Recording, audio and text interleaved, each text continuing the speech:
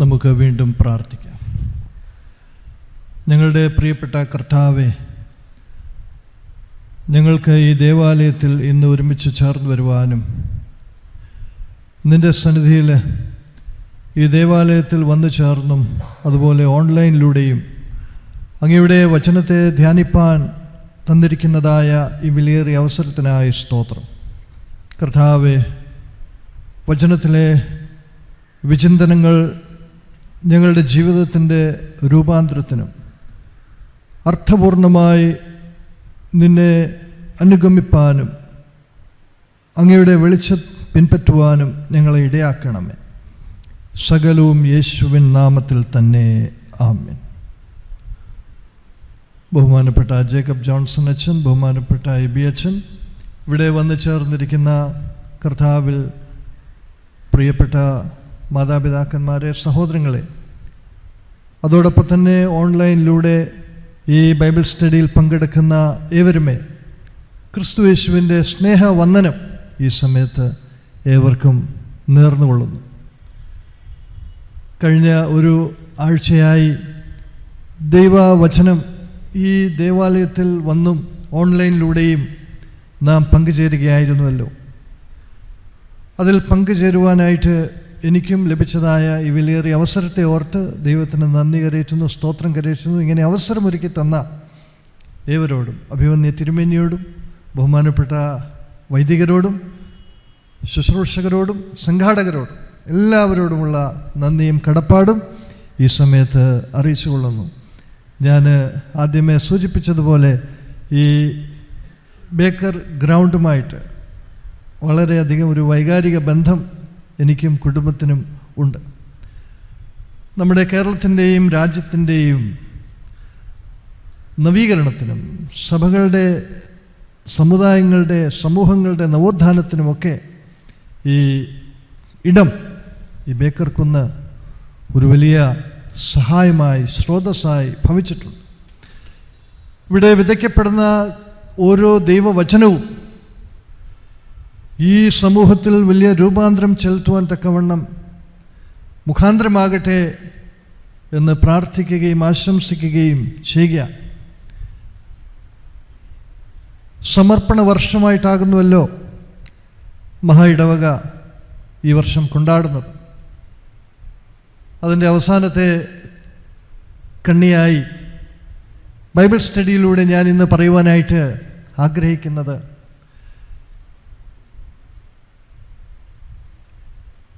നീതിക്ക് വേണ്ടിയുള്ള പ്രതിബദ്ധത, കമ്മിറ്റ്മെൻറ്റ് ഫോർ ജസ്റ്റിസ്, നീതിക്ക് വേണ്ടിയുള്ള പ്രതിബദ്ധത എന്നാണ് ഞാൻ ഇന്ന് പറയുവാനായിട്ട് ആഗ്രഹിക്കുന്നതായ വിഷയം.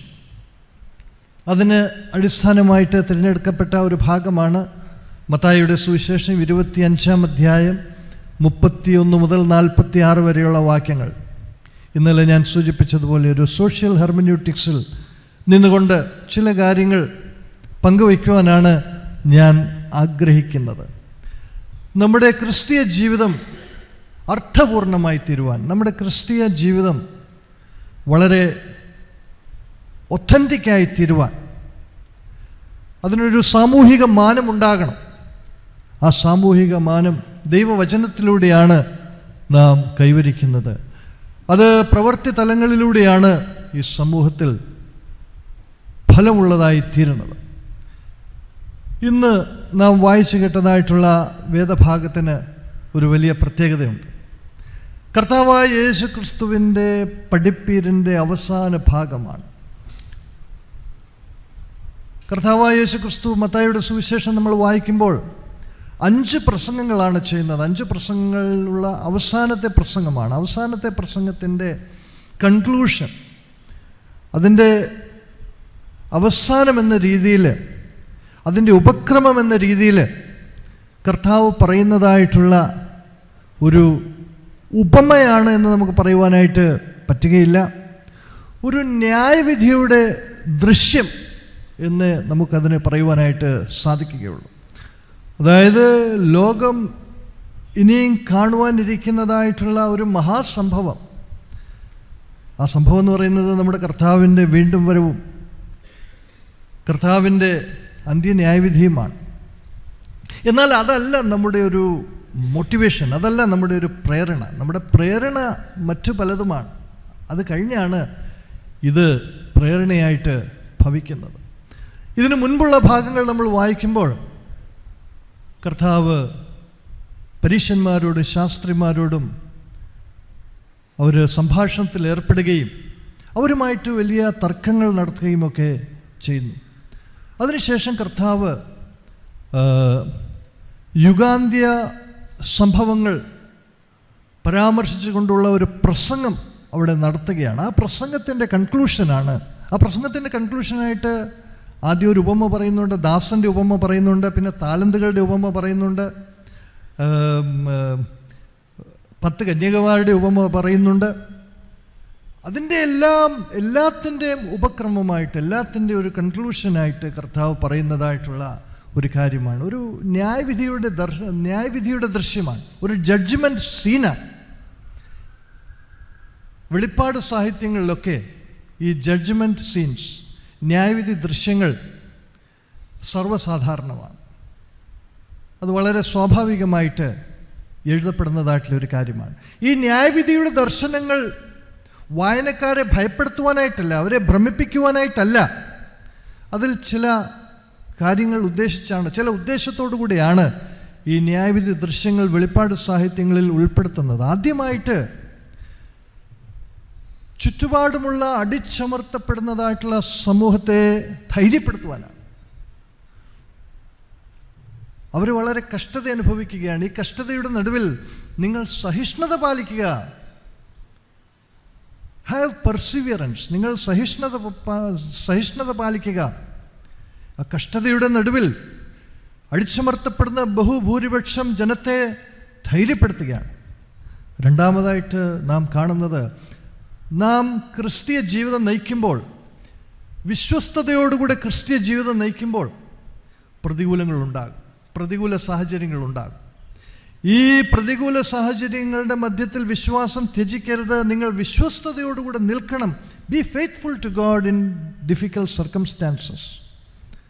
മൂന്നാമതായിട്ട് നാം ഇന്ന് കാണുന്നതായിട്ടുള്ള ഈ അനീതിപരമായിട്ടുള്ള ഘടനകൾ എന്നേക്കുമായിട്ട് നിൽക്കുകയില്ല, അത് സ്ഥായിയല്ല. അവിടെ ഒരു വലിയ മാറ്റമുണ്ടാകും. ദൈവം അതിൽ ഇടപെടും, അതിൽ വലിയ മാറ്റമുണ്ടാകും.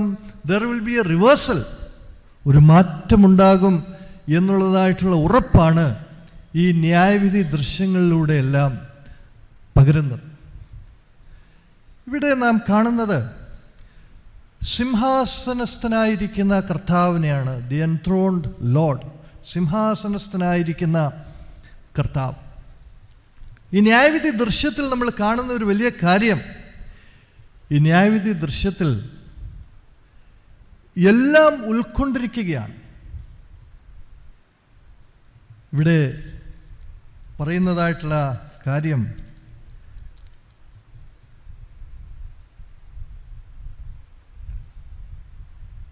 സകല ജാതികളെയും സകല വിശുദ്ധന്മാരെയും അവൻ്റെ മുൻപിൽ കൂട്ടുമെന്നാണ് പറയുന്നത്.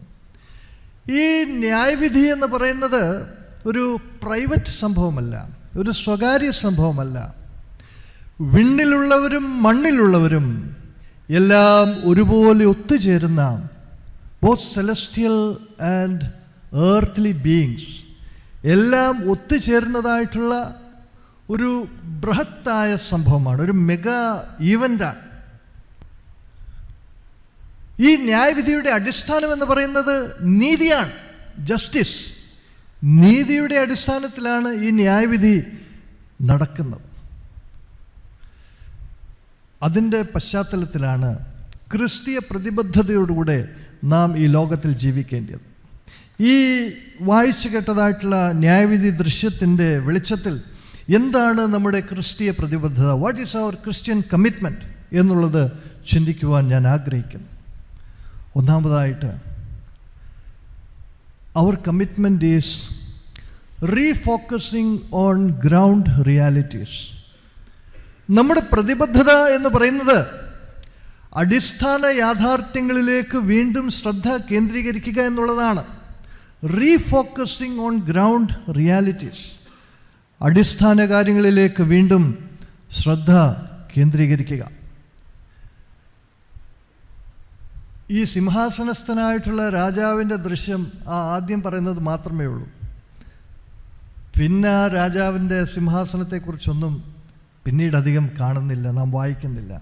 പിന്നീടെല്ലാം ഗ്രൗണ്ട് റിയാലിറ്റീസാണ്, പച്ചയായ യാഥാർത്ഥ്യങ്ങളാണ് എല്ലാം പറയുന്നത്. പച്ചയായ യാഥാർത്ഥ്യങ്ങൾക്കാണ് അവിടെ ഊന്നൽ നൽകുന്നത്. പ്രത്യേകിച്ച് സാമൂഹിക വിഷയങ്ങളാണ്, സാമൂഹികമായിട്ടുള്ള ഘടകങ്ങളാണ് ഇവിടെ പറയുന്നത്. രാഷ്ട്രീയപരമായി, സാമൂഹികപരമായി, സാമ്പത്തികപരമായി പാർശ്വവൽക്കരിക്കപ്പെട്ടിരിക്കുന്നതായിട്ടൊരു വലിയ ജനസമൂഹം. ആ ജനസമൂഹത്തെ നാം എങ്ങനെയാണ് കരുതുന്നത്? ആ ജനസമൂഹത്തെ നാം എങ്ങനെയാണ് കാണുന്നത്? How we treat, how we envisage the marginalised. അതുകൊണ്ട് ആദ്യം ദർശിക്കുന്നതായിട്ടുള്ള മഹത്വവും ആദ്യം ദർശിക്കുന്നതായിട്ടുള്ള സിംഹാസനവും ആ മനുഷ്യപുത്രൻ്റെ പ്രൗഢിയും ഒക്കെ പിന്നീട് ഈ ഭാഗങ്ങളിലൊന്നും നമ്മൾ ദർശിക്കുന്നില്ല.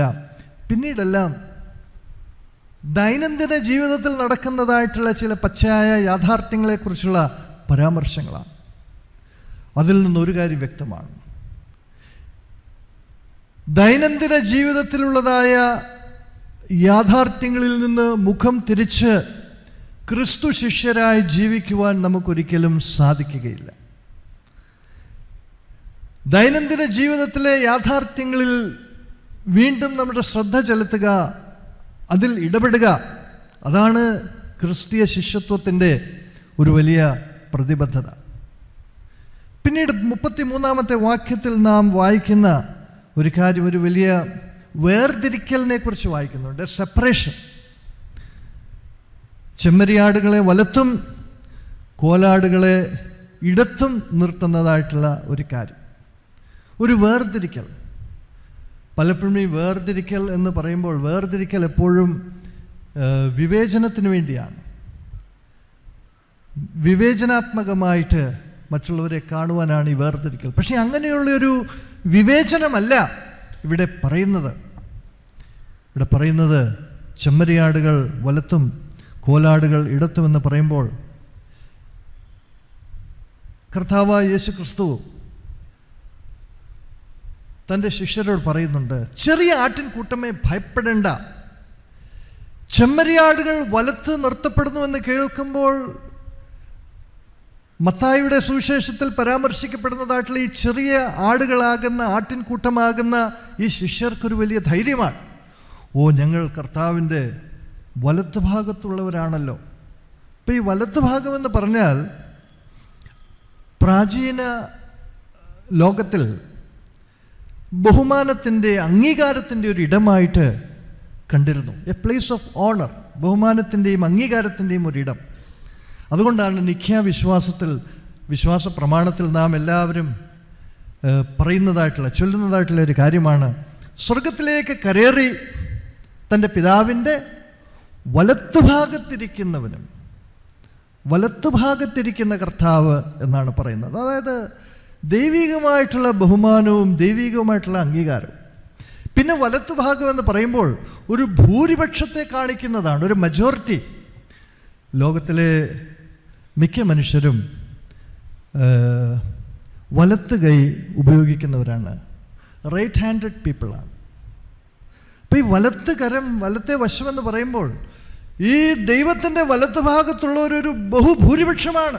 അതാണ് ദൈവം ആഗ്രഹിക്കുന്നത്. ഷുഡ് ബി എ മെജോറിറ്റി, അല്ലാതെ ഒരു ചെറിയ ഗ്രൂപ്പല്ല.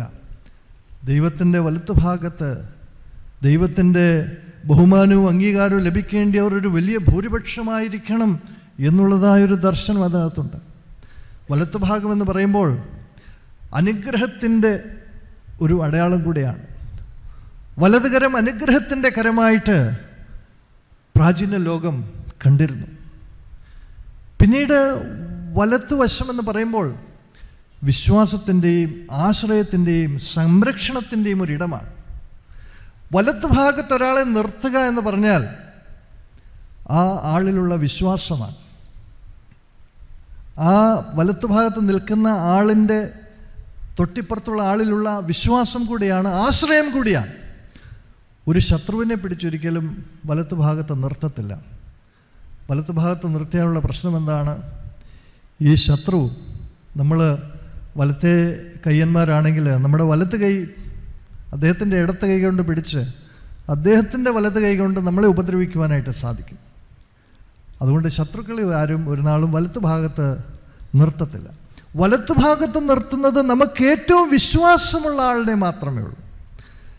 നമ്മിൽ ഏറ്റവും കൂടുതൽ ആശ്രയം വയ്ക്കുന്ന ആളിനെ മാത്രമേ ഉള്ളൂ നമ്മൾ വലത്ത് ഭാഗത്ത് നിർത്തുന്നത്. അതുകൊണ്ട് ഈ വലത്ത് ഭാഗം എന്ന് പറയുമ്പോൾ അങ്ങനെയുള്ളതായ ചിന്തകളോടുകൂടിയാണ് ഇവിടെ പറയുന്നത്. അങ്ങനെയുള്ള ഒരു വേർതിരിവാണ്, അല്ലാതെ വിവേചനത്തിൻ്റെ വേണ്ടിയുള്ള ഒരു വേർതിരിവായിട്ടല്ല നാം ഇതിനെ കാണേണ്ടത്. പിന്നീട് നമ്മളിവിടെ കാണുന്നത്, ഇവിടെ ഈ വലത്ത് ഭാഗത്തും ഇടത്തു ഭാഗത്തും നിൽക്കുന്നവരായിട്ടുള്ള ആളുകളുടെ വിശ്വാസ പൈതൃകത്തെക്കുറിച്ചൊന്നും പരാമർശിക്കുന്നില്ല, അവരുടെ ആത്മീയതയെക്കുറിച്ചൊന്നും പരാമർശിക്കുന്നില്ല, അവരുടെ ആചാരങ്ങളെക്കുറിച്ചൊന്നും പരാമർശിക്കുന്നില്ല. അതൊന്നും ഒരു വിഷയമേ അല്ല. അവരുടെ വിശ്വാസവും അവരുടെ ആചാരവും അവരുടെ ആത്മീയതയും ഒന്നും അവിടെ പറയുന്നില്ല. അവിടെ കേന്ദ്രീകരിക്കപ്പെടുന്നത് എന്താണ്? ചെറിയ പ്രവൃത്തികളാണ്. വളരെ പ്രാധാന്യമുള്ളതായിട്ടുള്ള ചെറിയ പ്രവൃത്തികൾ, little actions that matters much. വളരെ ചെറിയ ചെറിയ പ്രവൃത്തികൾ, എന്നാൽ വളരെ പ്രാധാന്യമർഹിക്കുന്നതായിട്ടുള്ള പ്രവൃത്തികൾ. വലിയ പ്രവൃത്തികളെക്കുറിച്ചൊന്നും തന്നെ അവിടെ പറയുന്നില്ല. പക്ഷെങ്കിൽ നാം എപ്പോഴൊക്കെയോ വലിയ പ്രവർത്തകരാകാൻ ശ്രമിച്ചിട്ടുണ്ട്. ദൈവം നാം ചെറിയ പ്രവർത്തകരാകണം എന്നുള്ളതാണ് ആഗ്രഹിക്കുന്നത്. ചെറിയ ദാസരാകുക, വലിയ പ്രവർത്തകരാകുവാനായിട്ടുള്ളതായ ഉദ്യമം കൈവെടിയുക എന്നാണ് പറയുന്നത്. വളരെ ട്രഡീഷണൽ, വളരെ പരമ്പരാഗതമായിട്ട് ചെയ്യുന്നതായിട്ടുള്ള പ്രവർത്തനങ്ങൾ മാത്രമേ ഇവിടെ പറയുന്നുള്ളൂ. കാരുണ്യത്തിൻ്റെ ചില പ്രവർത്തനങ്ങളാണ് ഇവിടെ പറയുന്നത്.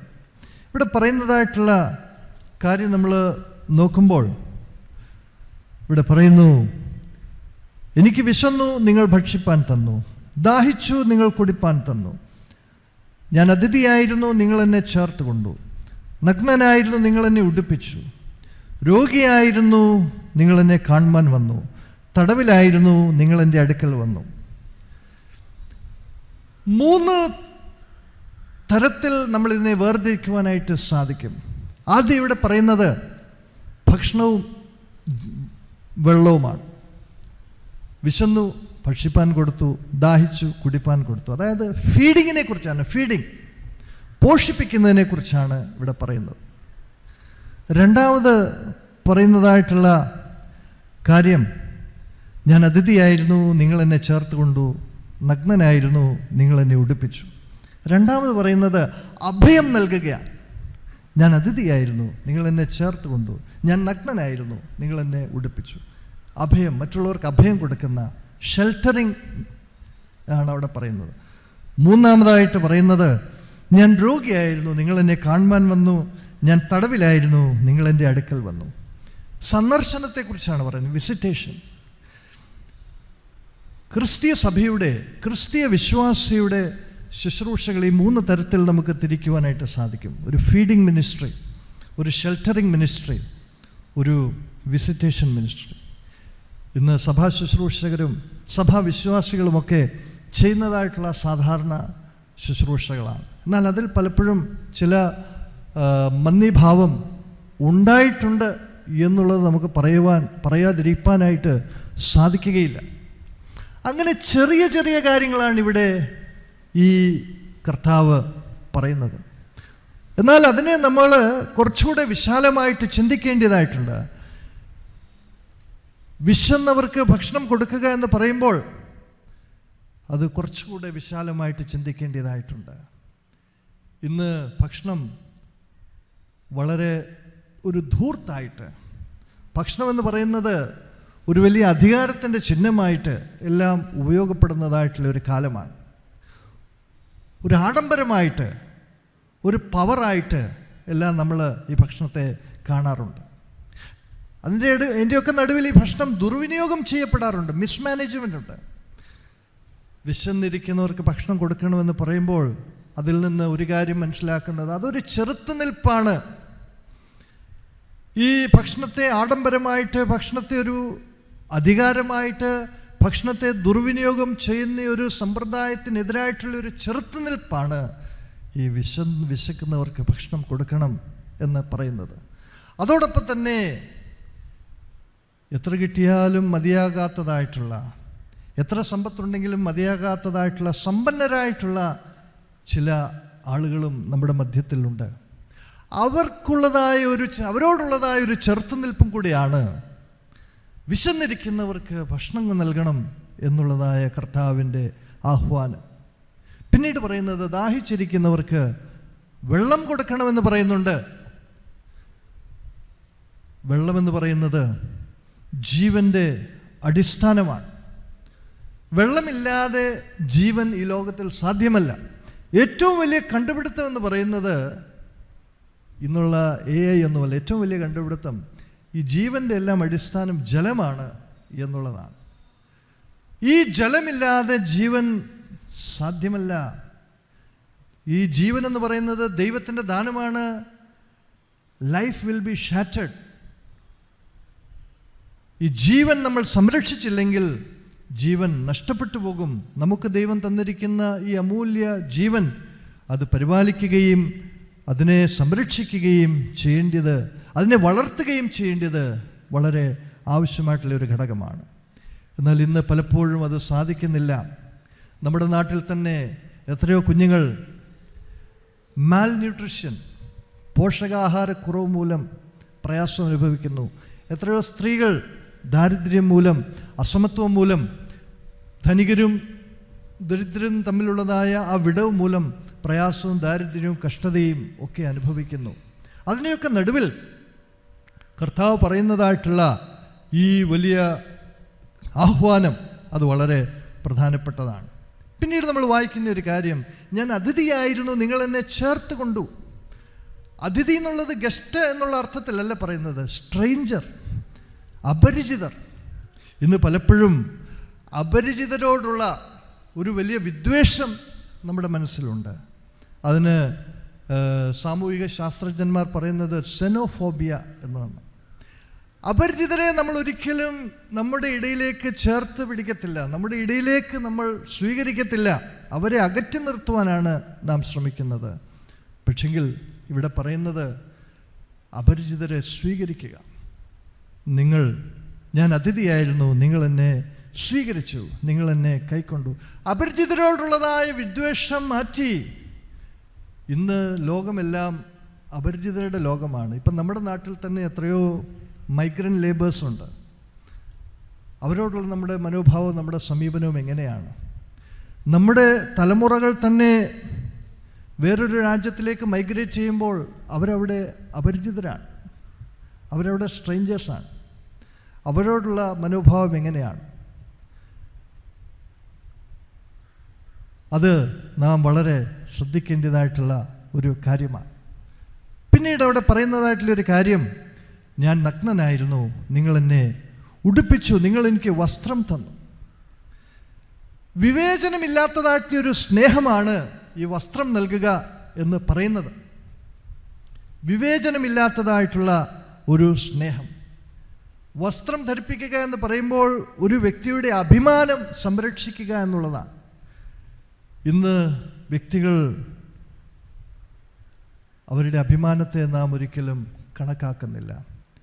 എത്രയോ പേർ പീഡനങ്ങൾക്കിരയാകുന്നു, എത്രയോ പേർ ക്രൂരമായിട്ടുള്ള ബലാത്സംഗങ്ങൾക്കിരയായിത്തീരുന്നു. യാതൊരു അഭിമാനവും കൽപ്പിക്കുന്നില്ല. We have to take care of the dignity of each person.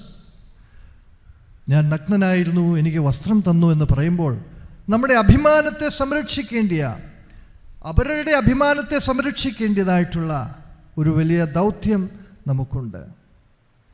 ഞാൻ രോഗിയായിരുന്നു, നിങ്ങൾ എന്നെ സന്ദർശിച്ചു. കർത്താവായ യേശു ക്രിസ്തുവിൻ്റെ സൗഖ്യദായക ശുശ്രൂഷ കർത്താവായ യേശു ക്രിസ്തുവിൻ്റെ ശൈലിയിൽ നിവർത്തിപ്പാൻ നമുക്കിടയാകണം. ഞാൻ തടവിലായിരുന്നു, നിങ്ങൾ എന്നെ വന്ന് കണ്ടു. ഈ തടവിലായിരിക്കുന്ന വ്യക്തിയാണ് ഏറ്റവും ദുർബലനായിട്ടുള്ള വ്യക്തി. നമ്മൾ പറയാം, അവൻ തടവിൽ കിടക്കട്ടെ, അവൻ ചെയ്ത കുറ്റത്തിന് അവൻ അനുഭവിക്കണം. ഒരു ക്രിമിനലാണ് ഈ തടവിൽ കിടക്കുന്നത്. പക്ഷെങ്കിൽ അവൻ്റെ അവസ്ഥ ഏറ്റവും ദുർബലമായിട്ടുള്ള ഒരവസ്ഥയാണ്. അടിസ്ഥാനപരമായിട്ടുള്ള യാതൊരു കാര്യങ്ങളും അവന് ലഭിക്കുന്നില്ല. അടിസ്ഥാനപരമായിട്ടുള്ള അവൻ്റെ ആവശ്യങ്ങളൊക്കെ നിറവേറപ്പെടണമെങ്കിൽ നാം ഈ ആദ്യം പറഞ്ഞതായിട്ടുള്ള കാര്യങ്ങളെല്ലാം അടിസ്ഥാനപരമായ കാര്യമാണ്. ആ അടിസ്ഥാനപരമായിട്ടുള്ള കാര്യങ്ങൾ അവന് നിർവഹിക്കപ്പെടണമെങ്കിൽ മറ്റുള്ളവരെ ആശ്രയിച്ചെങ്കിലേ മതിയാവും. അപ്പോൾ ഇവരിലെല്ലാം ഈ ഒരു ഗ്രൂപ്പിലുള്ള എല്ലാവരേക്കാളും വളരെ വൾണറബിളായിട്ടുള്ള, വളരെ ദുർബലമായിട്ടുള്ള ഒരു സമൂഹമാണ് തടവിലാക്കപ്പെടുന്നവർ. അപ്പോൾ ഇവിടെ പറയുന്നതായിട്ടുള്ളൊരു കാര്യം, ഇത് നാം ചെയ്യേണ്ടതാണ്. സഭയായി, സമൂഹമായി, വ്യക്തികളായി നാം ചെയ്യേണ്ടതാണ്. എന്നാൽ ഇതിന് യാതൊരു പ്രത്യുപകാരവും ലഭിക്കുകയില്ല. ഈ വക പ്രവൃത്തികൾക്ക് ഒരു പ്രത്യുപകാരവും ലഭിക്കുകയില്ല. ഇത് പൊതുവായിട്ടുള്ള ഒരു നല്ല സാംസ്കാരികമായിട്ടുള്ള പ്രവൃത്തിയുമല്ല. അങ്ങനെ സമൂഹം അതിനെ കാണുന്നില്ല. ഇതിന് നമുക്ക് സാമൂഹികമായിട്ടുള്ള യാതൊരു മൂല്യവും ലഭിക്കുകയില്ല. നമ്മൾ സാധാരണ എന്തെങ്കിലും ഒരു ചാരിറ്റി ചെയ്യുമ്പോൾ നമ്മുടെ മനസ്സിലുള്ളത് നമുക്കൊരു സോഷ്യൽ ക്രെഡിറ്റ് ലഭിക്കണം, സമൂഹത്തിൽ ഒരു വില നമുക്ക് ലഭിക്കണം. അതൊന്നും ഇതിന് ലഭിക്കുകയില്ല. യാതൊരു പ്രത്യുപകാരവും ലഭിക്കുകയില്ല. യാതൊരു മാനമോ ബഹുമാനമോ ഒന്നും നമുക്ക് ലഭിക്കുകയില്ല. ഇത് സൂചിപ്പിക്കുന്നത് എങ്ങനെയാണ് ഈ മത്തായി ശ്ലീഹായുടെ സഭ എങ്ങനെയാണ് പരസ്പരം ചേർത്ത് പിടിച്ചത് എന്നുള്ളതാണ്. അവരുടെ സമൂഹത്തിലുള്ള, സഭയിലുള്ള ആളുകളെയും അതോടൊപ്പം തന്നെ സമൂഹത്തിലുള്ള മറ്റുള്ളവരെയും എങ്ങനെയാണ് അവർ ചേർത്ത് പിടിച്ചത്. How they cared for each other and the society. മത്തായിയുടെ സഭ, ഈ സുവിശേഷം ആർക്കു വേണ്ടിയാണോ എഴുതപ്പെടുന്നത്? അന്ത്യോക്യയിലാണ് അതിൻ്റെ ഉറവിടം എന്നാണ് പറയുന്നത്. ദാരിദ്ര്യവും പട്ടിണിയും ക്ഷാമവും യുദ്ധവും എല്ലാം നിലനിൽക്കുമ്പോൾ, ഇടുങ്ങിയ തെരുവുകളിൽ ഈ വിശ്വാസ സമൂഹം ജീവിക്കുമ്പോൾ, അവിടെ അവർ ദൈവത്തെ ആരാധിക്കുമ്പോൾ, യുദ്ധത്തിൻ്റെ ഭീഷണിയിലൊക്കെ കഴിയുമ്പോൾ, ഇത് വായിക്കുമ്പോൾ നമുക്ക് മനസ്സിലാകും അവരെങ്ങനെയാണ് ജീവിച്ചത്, അവരുടെ ദർശനം എന്താണ്, അവരുടെ പ്രവൃത്തി എന്താണ്. ഈ മത്തായിയുടെ സഭ പ്രവർത്തിച്ചതുപോലെ പ്രവർത്തിപ്പാൻ നമുക്കിടയാകുമോ? ഈ മത്തായിയുടെ സഭയിലെ ദരിദ്രരായിട്ടുള്ള വിശ്വാസികൾ അവരുടെ പരിമിതമായിട്ടുള്ള വിഭവങ്ങൾ മനുഷ്യരുടെ അടിസ്ഥാന ആവശ്യങ്ങൾ നിറവേറ്റുവാനായിട്ട് വിനിയോഗിച്ചുകൊണ്ട് ദൈവരാജ്യത്തിൻ്റെ സാക്ഷികളായി പ്രതിബദ്ധതയുള്ളവരായി ജീവിച്ചതുപോലെ നമുക്കും ജീവിപ്പാനായിട്ട് ഇടയാകണം. പിന്നീട് നമ്മളിവിടെ കാണുന്നതായിട്ടുള്ളൊരു കാര്യം, യേശു ഇവരുമായിട്ട് ഏകീഭവിക്കുകയാണ്. നിങ്ങൾ ഏറ്റവും ചെറിയ സഹോദരന്മാരിൽ ഒരുത്തന് ചെയ്തെടുത്തോളമെല്ലാം എന്നോടാകുന്നു ചെയ്തത്, എനിക്ക് ചെയ്തു എന്ന് സത്യമായി നിങ്ങളോട് പറയുന്നു. ഈ ആവശ്യത്തിലിരിക്കുന്ന ആളുകളോടെല്ലാം കർത്താവ് ഏകീഭവിക്കുകയാണ്, ഐഡൻറ്റിഫൈ ചെയ്യുകയാണ്. എങ്ങനെയാണ് ഐഡൻറ്റിഫൈ ചെയ്യുന്നത്? കർത്താവ് പറയുകയാണ്, ഈ ചെറിയവരെല്ലാം എൻ്റെ സഹോദരങ്ങളാണ്, ഇവരെല്ലാം എൻ്റെ സ്വാഭാവികമായിട്ടുള്ള സഹോദരങ്ങളാണ്. സ്വാഭാവികമായിട്ടുള്ള സഹോദരങ്ങൾ എന്ന് പറഞ്ഞാൽ എന്താണ്? ബ്ലഡ് റിലേഷൻ, രക്തബന്ധത്തിലുള്ള സഹോദരങ്ങൾ. ഇപ്പം കർത്താവ് പറയുകയാണ്, ഇവരെല്ലാം എൻ്റെ രക്തബന്ധത്തിലുള്ള സഹോദരങ്ങളാണ്. ഈ ചെറിയവരെല്ലാവരും എൻ്റെ രക്തത്തോട് രക്തബന്ധമുള്ളതായ സഹോദരങ്ങളാണ്, എൻ്റെ സഹോദരങ്ങളാണ് എന്ന് പറയുകയാണ്. ഏറ്റവും ചെറിയവരുമായിട്ട് കർത്താവ് തന്നെ ഐഡൻറ്റിഫൈ ചെയ്യുകയാണ്. അതുകൊണ്ട് കർത്താവിങ്കലേക്ക് നമുക്കൊരു പ്രവേശനം വേണമെങ്കിൽ അതിനുള്ളതായ മാർഗം ഒരുക്കുന്നത് സമൂഹത്തിലെ ഏറ്റവും ചെറിയ വ്യക്തികളാണ്. കർത്താവിനോടുള്ള നമ്മുടെ പ്രതിബദ്ധത വെളിപ്പെടുത്തണമെങ്കിൽ അത് സാധ്യമായി തീരുന്നത് ഈ ചെറിയ സഹോദരനിലൂടെയാണ്, സഹോദരിയിലൂടെയാണ്. മർക്കോസിൻ്റെ സുവിശേഷം 12-ാം അധ്യായത്തിൻ്റെ 42-ാമത്തെ വാക്യം നമ്മൾ വായിക്കുമ്പോൾ അവിടെ 2 കാശ് കാണിക്കയിൽ സമർപ്പിക്കുന്ന ഒരു സ്ത്രീയെക്കുറിച്ച് അവിടെ പറയുന്നുണ്ട്. അത് കണ്ടുകൊണ്ട് കർത്താവ് അത് കണ്ടിങ്ങനെ നോക്കി നിൽക്കുകയാണ്, ഒബ്സർവ് ചെയ്യുകയാണ്. ധനികരായിട്ടുള്ളവരെല്ലാം അവരുടെ സമൃദ്ധിയിൽ നിന്നിട്ടു. അത് കഴിഞ്ഞ് കർത്താവ് പറയുന്നു, അവൾ തൻ്റെ ഇല്ലായ്മയിൽ നിന്ന് തനിക്കുള്ളതൊക്കെയും തൻ്റെ ഉപജീവനം മുഴുവനും ഇട്ടു. അവിടെ യഥാർത്ഥത്തിൽ എന്താണ് കർത്താവ് ചെയ്യുന്നത്? ഈ കർത്താവ് ഈ 2 കാശുള്ള ആ സ്ത്രീയുമായിട്ട് ഏകീഭവിക്കുകയാണ്, ഐഡൻറ്റിഫൈ ചെയ്യുകയാണ്. കർത്താവ് ചിന്തിക്കുകയാണ്, ഈ സ്ത്രീയും എന്നെപ്പോലെയാണല്ലോ,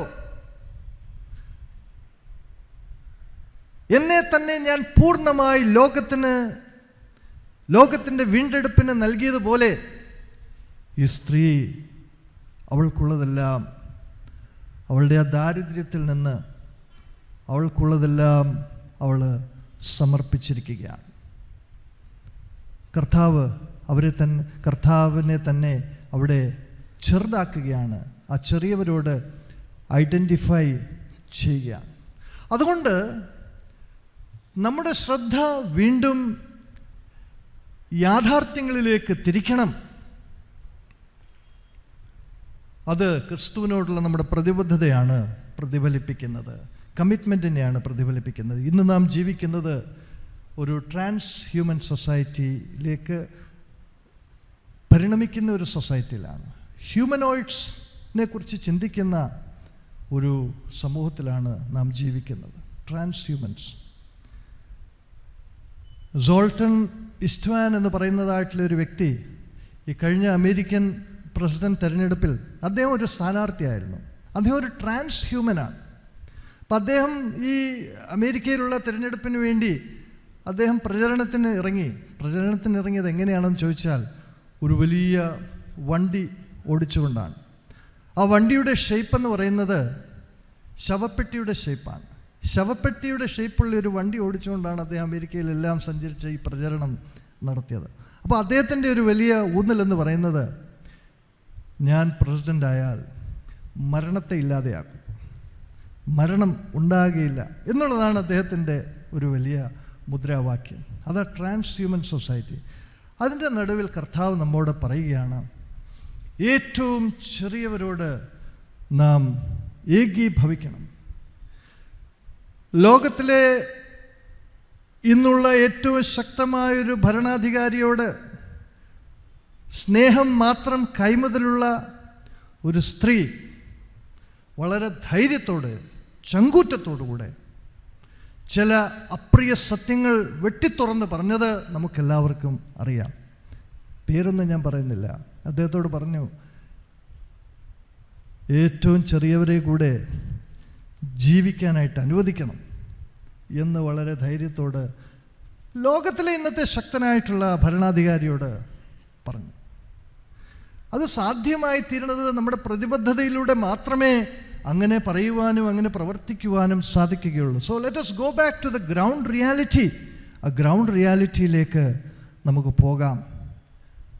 അവിടെ നീതിയുള്ളവരായി ജീവിക്കാം. ദൈവിക നീതിക്ക് വേണ്ടി വിശന്ന് ദാഹിക്കാം. ദൈവിക നീതിക്ക് വേണ്ടി ത്യാഗവും ഉപദ്രവവുമൊക്കെ സഹിക്കാം. രണ്ടാമതായിട്ട് നാം കാണുന്നത് ശിഷ്യത്വത്തോടുള്ള വിശ്വസ്തത വെളിവാക്കുന്ന പ്രതിബദ്ധത. Commitment that reflects faithfulness to discipleship. ശിഷ്യത്വത്തോട് വിശ്വസ്തത വെളിവാക്കുന്ന പ്രതിബദ്ധത. 34-ാമത്തെ വാക്യം നമ്മൾ വായിക്കുമ്പോൾ അവിടെ കാണുന്നതായ ഒരു കാര്യമാണ്. ഈ രാജാവ് പറയുകയാണ്, എൻ്റെ പിതാവിനാൽ അനുഗ്രഹിക്കപ്പെട്ടവരെ വരുവിൻ, എൻ്റെ പിതാവിനാൽ അനുഗ്രഹിക്കപ്പെട്ടവരെ വരുവിൻ. താഴെ ശപിക്കുന്നുണ്ട്. പക്ഷെ ഒരു കാര്യം നമ്മൾ ശ്രദ്ധിക്കേണ്ടത്, ഈ അനുഗ്രഹത്തിൻ്റെ കാര്യം പറയുമ്പോൾ ഈ രാജാവ് പറയുന്നത്, എൻ്റെ പിതാവിനാൽ അനുഗ്രഹിക്കപ്പെട്ടവരെ. അനുഗ്രഹത്തിൻ്റെ ഉറവിടമെല്ലാം ദൈവമാണ്. എന്നാൽ താഴോട്ട് നമ്മൾ വായിക്കുമ്പോൾ അവിടെ നമ്മൾ കാണുന്നത് 41-ാമത്തെ വാക്യത്തിൽ ഇടത്തുള്ളവരോട് പറയുന്നത് ശപിക്കപ്പെട്ടവരെ എന്നാണ്. പിതാവിനാൽ ശപിക്കപ്പെട്ടവരെ എന്ന് പറയുന്നില്ല. ദൈവം ഒരു നാളും ആരെയും ശപിക്കുകയില്ല. ശാപം ദൈവത്തിൻ്റെ ഒരു കൈമുതലല്ല, അനുഗ്രഹം മാത്രമേ ഉള്ളൂ. അവരുടെ പ്രവൃത്തികൾ കൊണ്ട് അവരങ്ങ് ശപിക്കപ്പെട്ടവരായി തീരുകയാണ്. ശപിക്കപ്പെട്ടവരെ എന്നേ പറയുന്നുള്ളൂ. അപ്പോൾ ഇവിടെ പറയുന്നതായിട്ടുള്ള ഒരു വലിയ കാര്യം, വരുവീൻ, കം, ലോകസ്ഥാപനം മുതൽ നിങ്ങൾക്കായി ഒരുക്കിയിരിക്കുന്ന രാജ്യം അവകാശമാക്കിക്കൊള്ളുവീൻ. Come and inherit. വരുവീൻ എന്നുള്ളതായ വാക്കാണ് അവിടെ പറയുന്നത്. സുവിശേഷത്തിലെ അല്ലെങ്കിൽ വേദപുസ്തകത്തിലെ ഏറ്റവും അനുഗ്രഹീതമായിട്ടുള്ള വാക്കാണ് വരുവിൻ. ഏറ്റവും അനുഗ്രഹീതമായിട്ടുള്ള വാക്ക്. യേശു ആദ്യം ശിഷ്യന്മാരോട് ഉച്ചരിക്കുന്ന വാക്കതാണ്. പത്രോസിനെ കണ്ടപ്പോൾ ആദ്യം യേശു പറയുകയാണ്, എൻ്റെ പിന്നാലെ വരുവിൻ, കം ആൻഡ് ഫോളോ മീ. ശിഷ്യത്വത്തിലേക്ക് വരുവിൻ. ഫോളോ മീ എന്ന് പറയുമ്പോൾ ശിഷ്യനായിത്തീരുക, ശിഷ്യത്വത്തിലേക്ക് വരുവിൻ. വെളിപ്പാട് പുസ്തകത്തിൻ്റെ അവസാനം, വെളിപ്പാട് പുസ്തകം അവസാനിക്കുന്നതും അങ്ങനെയാണ്. വെളിപ്പാട് പുസ്തകത്തിൽ 22-ാം അധ്യായത്തിൻ്റെ 17-ാമത്തെ വാക്യത്തിൽ വരുവിൻ എന്ന് ആത്മാവും മണവാട്ടിയും പറയുന്നു. 22-ാം അധ്യായത്തിൻ്റെ 20-ാമത്തെ വാക്യത്തിൽ പറയുന്നു, അതേ ഞാൻ വേഗം വരുന്നു. അത് കഴിഞ്ഞ് പറയുന്നു, ആമീൻ കർത്താവേ, വേഗം വരണമേ. Come Lord. അപ്പം ഈ കം, വരുവിൻ എന്ന് പറയുന്നത് ഏറ്റവും അനുഗ്രഹീതമായിട്ടുള്ള വാക്കാണ്. ഈ അനുഗ്രഹീതമായിട്ടുള്ള വാക്കാണ് ഇവിടെ ഉപയോഗിക്കപ്പെടുന്നത്. വരുവീൻ എന്ന ആദ്യത്തെ ആഹ്വാനം എന്ന് പറയുന്നത് ശിഷ്യത്വത്തിലേക്കുള്ള വിളിയാണ്. ആ ആദ്യത്തെ വരുവീൻ എന്നുള്ള ആഹ്വാനത്തോട് പ്രതികരിക്കുന്നവരാണ് ക്രിസ്തുവിൻ്റെ ശിഷ്യർ. അവർ അത് കേൾക്കുകയും അവർ ശിഷ്യരായി ജീവിക്കുകയും അവർക്കാണ് ആത്യന്തികമായിട്ടുള്ള വരുവീൻ എന്നുള്ളതായ ആഹ്വാനം. The final come, come and inherit, വന്ന് അവകാശമാക്കിക്കൊള്ളുവിൻ. അതിൻ്റെ നടുവിൽ നമ്മൾ പലപ്പോഴും ഈ കം എന്നുള്ള വിളി കേൾക്കുന്നുണ്ട്. ഈ കം, വരുവിൻ എന്നുള്ള ആഹ്വാനം കേൾക്കുന്നുണ്ട്. അതെങ്ങനെയാണ് കേൾക്കുന്നത്? പരിശുദ്ധാത്മാവിലൂടെ. ദൈവവചനം നാം ധ്യാനിക്കുമ്പോൾ, ദൈവവചനം നാം വായിക്കുമ്പോൾ പരിശുദ്ധാത്മാവ് നമ്മോട് ആഹ്വാനം ചെയ്യുന്നു, വരുവിൻ, ദൈവത്തിങ്കിലേക്ക് വരുവിൻ. നാം പ്രാർത്ഥിക്കുമ്പോൾ നാം ദൈവത്തോട് പറയുന്നു, ഞങ്ങളുടെ നടുവിലേക്ക് വരിക. ദൈവം നമ്മോട് പറയുന്നു, എൻ്റെ അടുക്കലേക്ക് വരിക. തിരുമേശയിൽ നാം സംബന്ധിക്കുമ്പോൾ ദൈവം നമ്മോട് പറയുന്നു, എൻ്റെ സന്നിധിയിലേക്ക് വരിക. അപ്പോൾ ഈ വരുവീൻ എന്നുള്ള ആഹ്വാനം നമ്മൾ ജീവിതത്തിൽ എല്ലായ്പ്പോഴും കേട്ടുകൊണ്ടിരിക്കുന്നതായിട്ടുള്ള ആഹ്വാനമാണ്.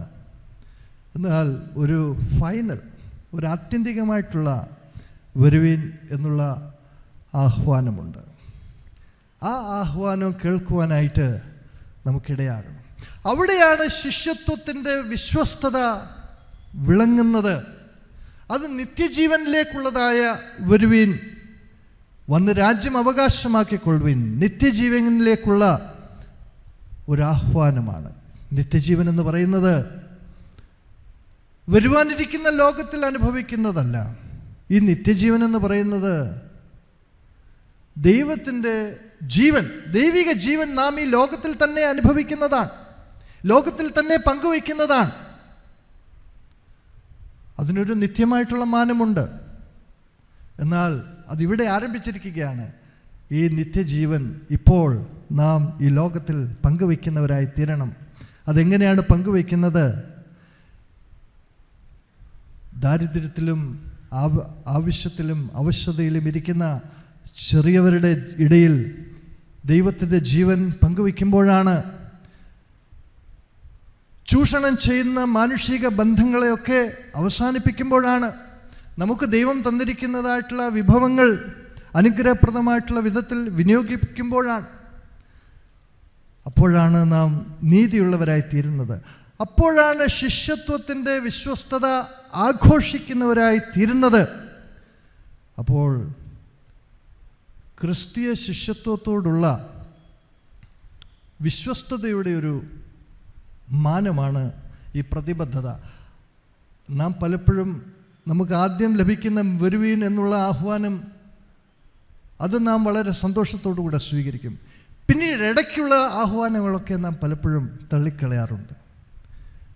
എന്നാൽ ആത്യന്തികമായിട്ടുള്ള വരുവീൻ എന്നുള്ള ആഹ്വാനത്തിന് വേണ്ടി നാം കാത്തിരിക്കുമ്പോൾ കർത്താവ് പറഞ്ഞതുപോലെ, കർത്താവ് ഏറ്റവും ചെറിയവരോട് ഏകീഭവിച്ചതുപോലെ, ആ ഏകീഭാവത്തിൻ്റെ ജീവിതം ഏറ്റവും ചെറിയവരോട് ഏകീഭവിച്ച കർത്താവിനോട് നാം ഏകീഭവിച്ച് ഈ സമൂഹത്തിൽ ജീവിപ്പാൻ നമുക്കിടയാകണം.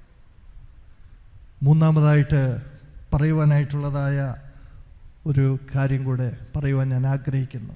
മൂന്നാമതായിട്ട്, orientation of our life determines our commitment. നമ്മുടെ ജീവിതത്തിൻ്റെ ദിശാബോധമാണ് നമ്മുടെ പ്രതിബദ്ധതയെ നിശ്ചയിക്കുന്നത്. നാം നമ്മുടെ ജീവിതത്തെ എങ്ങനെയാണ് ക്രമീകരിക്കുന്നത്, അതിനെ ആശ്രയിച്ചാണ് എല്ലാം ഇരിക്കുന്നത്. ഇവിടെ നമ്മൾ കാണുന്ന വളരെ രസകരമായൊരു കാര്യം, രണ്ട് കൂട്ടരെ നാം ഇവിടെ കാണുന്നുണ്ട്.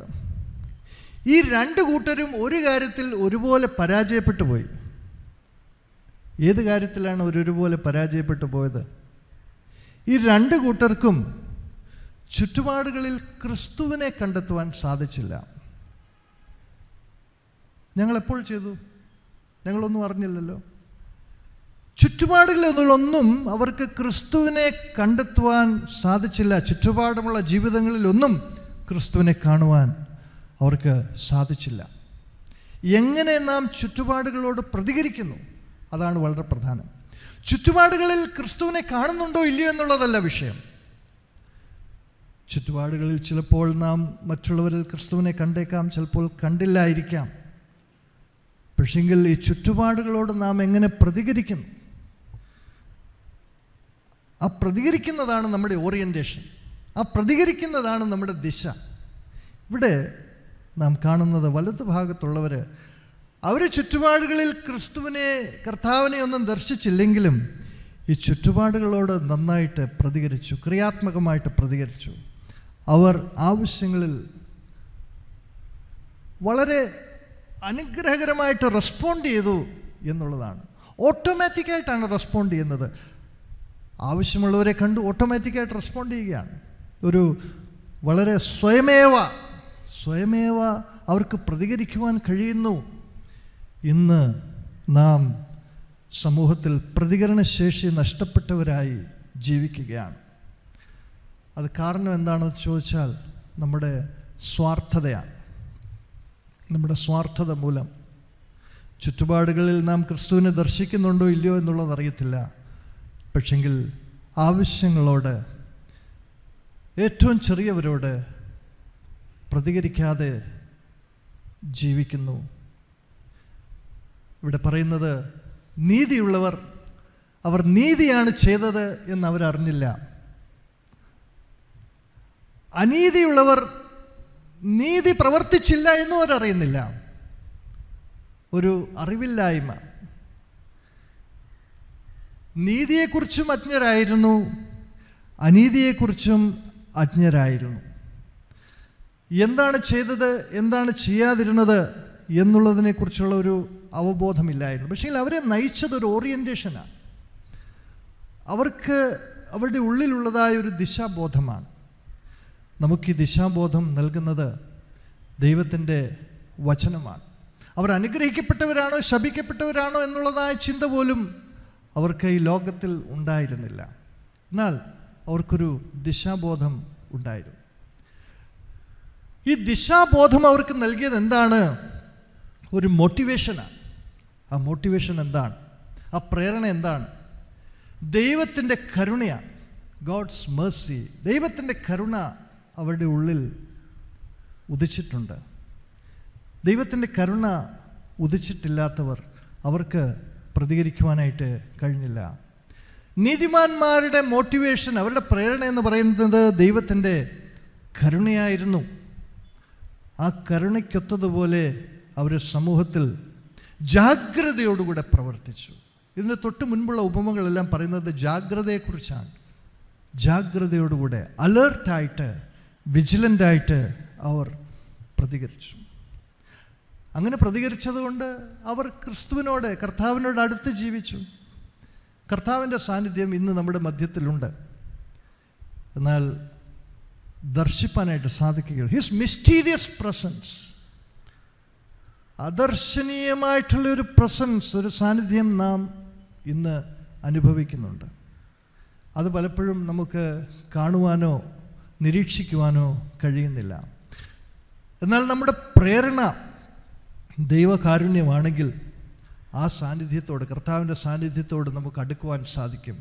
എന്നാൽ നമ്മുടെ പ്രേരണ മറ്റു പലതാണെങ്കിൽ, സ്വാർത്ഥതയോ അല്ലെങ്കിൽ മറ്റു പലതോ ആണെങ്കിൽ, സ്വയമേവ നാം ഈ കർത്താവിൻ്റെ അദർശനീയമായിട്ടുള്ള സാന്നിധ്യത്തിൽ നിന്ന് അകന്നു പോകും. We are away from the mysterious presence of our Lord. അതുകൊണ്ട് കർത്താവിൻ്റെ സാന്നിധ്യം അനുഭവിക്കുന്നവരായി നമ്മുടെ ഓറിയൻറ്റേഷൻ അത് ക്രമപ്പെടുത്തി ജീവിപ്പാൻ, ദിശാബോധം ക്രമപ്പെടുത്തി ജീവിപ്പാൻ നമുക്ക് ഇടയാകണം. ഇവിടെ കർത്താവ് പറയുന്നതായിട്ടുള്ള ലിസ്റ്റ് 6 കാര്യമേ പറയുന്നുള്ളൂ. അതൊരു ചെറിയ ലിസ്റ്റാണ്, ഒരു കംപ്ലീറ്റ് ലിസ്റ്റല്ല. കർത്താവിൻ്റെ കാലത്തുണ്ടായിരുന്ന ആവശ്യത്തിലിരിക്കുന്നവരുടെ എല്ലാം ഈ ലിസ്റ്റിനകത്ത് വന്നിട്ടുണ്ട് എന്ന് നമുക്ക് കരുതുവാൻ കഴിയുകയില്ല. കർത്താവിൻ്റെ സമയത്തെക്കാളും എത്രമാത്രം നമ്മുടെ സമൂഹം മാറി, എത്രമാത്രം നമ്മുടെ സംസ്കാരം മാറി, നമ്മുടെ സമൂഹം എത്രമാത്രം മുന്നോട്ട് പോയി, പുരോഗമിക്കുകയോ അധപ്പതിക്കുകയോ ചെയ്തോ അത് വേറെ കാര്യം. എന്നാൽ ഈ ലിസ്റ്റ് ചേഞ്ച് ചെയ്യേണ്ട കാലമായി. നമ്മുടെ ഇടയിൽ ആവശ്യക്കാരുടെ എണ്ണം, ചെറിയവരുടെ എണ്ണം വളരെയധികം വർദ്ധിച്ചിരിക്കുകയാണ്. The list of the least is more. പക്ഷെങ്കിൽ ദൈവസ്നേഹം മാറിയിട്ടില്ല. ലിസ്റ്റ് ചേഞ്ച് ആയാലും ദൈവസ്നേഹം മാറിയിട്ടില്ല. ദൈവസ്നേഹം അന്നുള്ളതുപോലെ ഇന്നും തന്നെയുണ്ട്. ജിദ്ദു കൃഷ്ണമൂർത്തി എന്ന് പറയുന്നതായിട്ടുള്ള ചിന്തകൻ സ്നേഹത്തെക്കുറിച്ച് പറയുന്നത്, സ്നേഹം നൊമ്പരപ്പെട്ടുകൊണ്ടുള്ള ഒരു പുറപ്പാടാണ്. Love is a painful exodus. നൊമ്പരപ്പെട്ടുകൊണ്ടുള്ളതായൊരു പുറപ്പാടാണ് സ്നേഹം. സ്വന്തം കൂടാരത്തിൽ നിന്ന് അപരൻ്റെ കൂടാരത്തിലേക്കുള്ള ഒരു പുറപ്പാടാണ്. സ്വന്തം കൂടാരത്തിൽ നിന്ന് അപരൻ്റെ കൂടാരത്തിലേക്കുള്ള ഒരു പുറപ്പാടാണ് ഈ സ്നേഹം. ഈ ഏറ്റവും ചെറിയവരുടെ കൂട്ടത്തിൽ ബോധപൂർവമായിട്ട് അനേകരെ നമ്മുടെ സമൂഹത്തിൽ, നമ്മുടെ ചുറ്റുപാടിൽ കാണുന്നവരെ ചേർക്കുവാൻ നമുക്കിടയാകണം. ഒരു കാര്യം കൂടെ ചിന്തിക്കണം, ഞാനും ആ ചെറിയവരുടെ കൂട്ടത്തിൽ ഉൾപ്പെടാൻ യോഗ്യനാണ്. I am the least. ഇവിടെ ഇരിക്കുന്ന ഞാനും നിങ്ങളുമെല്ലാം ഈ ചെറിയവരുടെ കൂട്ടത്തിൽ ഉൾപ്പെടാൻ ഇന്ന് യോഗ്യരാണ്. പല ആവശ്യങ്ങളിലൂടെ നാം കടന്നു പോകുന്ന ഒരു സമൂഹമാണ്. നാം പരസ്പരം ശുശ്രൂഷ ചെയ്യേണ്ടതായിട്ടുള്ള ഒരു സമയമാണ്. ലോകത്തോട് ആ പ്രതിബദ്ധത, അതായത് മത്തായിയുടെ സഭ ചെയ്തതുപോലെ ചെയ്യുവാൻ നമുക്കിടയാകണം. 3 കാര്യങ്ങളാണ് പറയുവാനായിട്ട് ആഗ്രഹിച്ചത്. Commitment is refocusing on ground realities.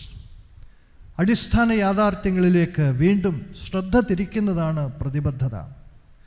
2ാമതായി ശിഷ്യത്വത്തോടുള്ള വിശ്വസ്തത വെളിവാക്കുന്നതാണ് പ്രതിബദ്ധത.